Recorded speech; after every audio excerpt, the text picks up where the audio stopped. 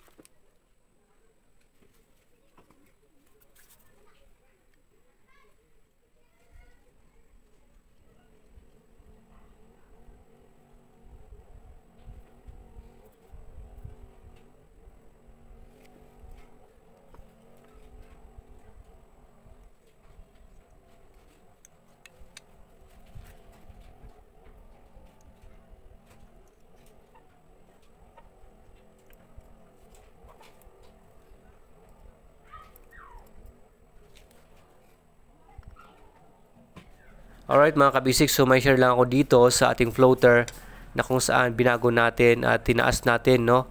Hindi natin siya ni-level kasi nung ni-level natin to, nung sinalpak natin overflow pa rin. So, kaya kailangan natin na siyang iangat unti, no? Pwede naman yan, no?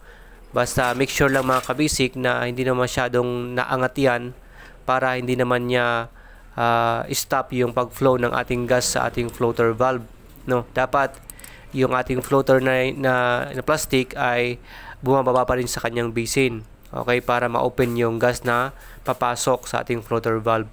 Alright, so I hope we learn. And thanks for watching. And please subscribe and follow, like, and share. Alright. Karilat na. May, ganyan turboin man na. May niyawag yung sin turbo doon sa kanang kabal na.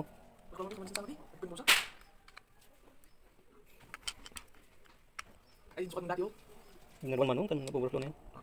Nagwan nilis ang wita, no, pinag ita uli. Dati na. Ay, pang Yamaha po siya. Okay, mas.